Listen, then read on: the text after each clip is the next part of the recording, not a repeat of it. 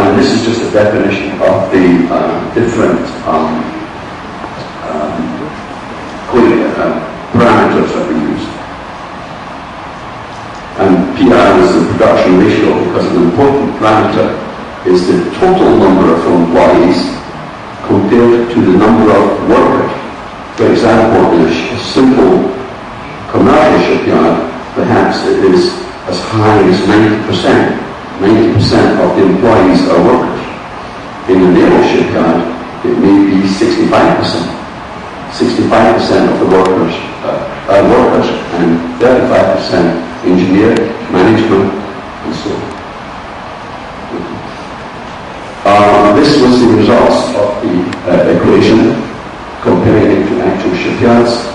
And the interesting thing here is that the equation shows that for China, they could be down as low as 25 and 32 man-hours per corrected compensated coefficient. In actual fact, they were 61 and 174, so they have a lot of room for improvement just through work organization and better management. Based on some research we did recently, that I'll mention briefly, this is a chart that sort of ties it all together. And what we're looking at here is this technology level, 1 to 6, and here is the inverse of the productivity.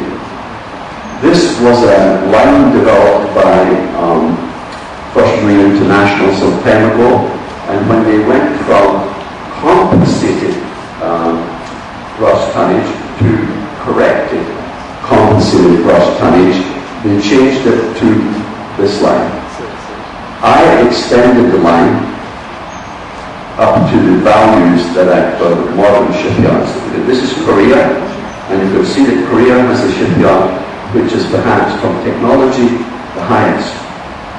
Japan has not been doing too much with technology recently because they are struggling just to survive. This is China, three shipyards in China. This is interesting. It is cruise ships, shipyards in Europe, and they're not really that bad. My argument is that the coefficients for cruise ships are not large enough, and I have been suggesting they correct that. These cruise ship builders are among the best in the world. The facilities are good. They should be down here, so the coefficients are not correct. Next one. Another thing is I feel that not only can we get economies of scale, better productivity as you do more, you get to a stage that's just right. And if you go beyond that in capacity, you begin to get into the diseconomies of scale. Korean shipyards are very, very large. The typical Korean shipyard builds between 50 to 70 ships a year. 50 to 70. And its employees may be 14,000 to 20,000. Their productivity is down here. And I believe that part of that is because they have gone beyond the economies of scale. The typical Japanese shipyard employees are from 800 to 1,200 employees. And they are up among the highest productivity.